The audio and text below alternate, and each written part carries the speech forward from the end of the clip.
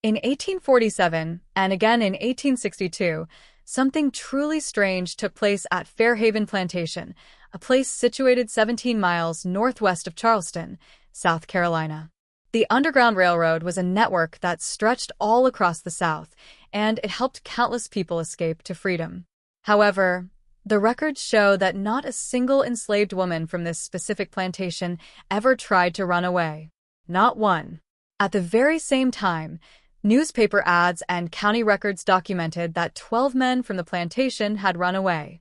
The Charleston Mercury even put up notices seeking their capture, and rewards were offered for their return. But the women? They stayed. Every single one. What makes this situation even more unsettling are the auction records. These records show that the women who were sold from Fairhaven commanded prices that were 2 or 3 times higher than what you'd find at comparable sales in other parts of South Carolina. The bills of sale used unusual language to describe them, calling them superior breeding stock, noting their proven bloodline, and guaranteeing their fertility. Documents stored in the archives of the Charleston Historical Society reveal that systematic notations were made next to each woman's name. These notations included numbers, dates, and detailed physical descriptions that read more like livestock inventories than records of human beings. This pattern continued without interruption for 15 years, until a physician from Philadelphia stumbled upon what was hidden beneath the plantation's eastern tobacco barn, a secret that some of Charleston's most influential families had paid dearly to keep buried. Before we delve deeper into the story of Fairhaven Plantation, if you're listening to this from anywhere in the United States, we'd love to hear from you. Please leave a comment and tell us what state or city you're listening from. And if you're intrigued by dark historical mysteries like this, be sure to subscribe and hit that notification bell. The truth we're about to uncover is something that history has tried very hard to forget. So, let's find out what really happened in those fields outside of Charleston.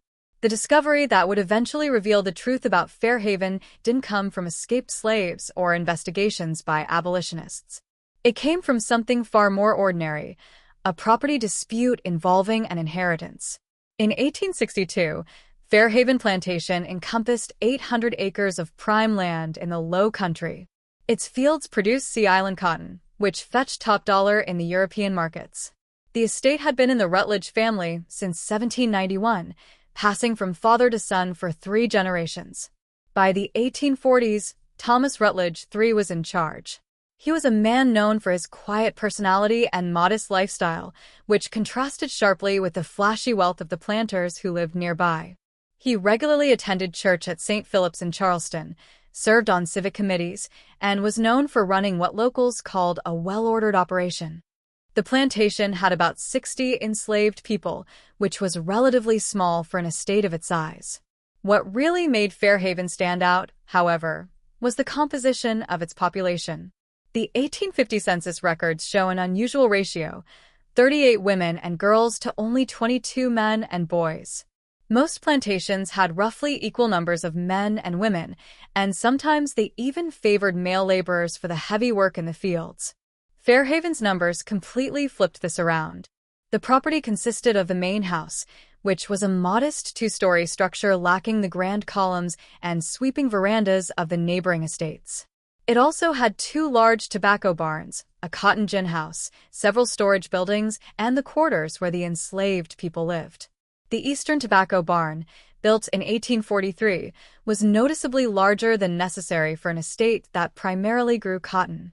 Neighbors sometimes commented on this oddity, but Thomas Rutledge explained it away by saying he was preparing to diversify his crops if cotton prices ever fell. The community of enslaved people at Fairhaven lived under conditions that, from an outside perspective, seemed similar to those on other plantations in the Low Country. They worked in the fields during planting and harvest seasons, took care of the grounds, and performed domestic chores. However, there were several details that, while easy to miss, set Fairhaven apart. First, the women at Fairhaven seemed healthier than the women on surrounding estates. Visitors occasionally remarked on this. Second, some of the women seemed to have lighter duties than expected, and they stayed closer to the quarters instead of working in the distant fields. Third, and perhaps most strangely, Fairhaven regularly sold young children at auction, usually between the ages of 2 and 4, but somehow maintained its population of adult women. Most plantations tried to keep families together when possible, even if only to maintain stability and prevent unrest. But Thomas Rutledge separated children from their mothers with bureaucratic regularity. One person who noticed these patterns was Dr. Samuel Brennan, a physician from Philadelphia who had moved to Charleston in 1858. Brennan came from a prominent Quaker family with abolitionist leanings.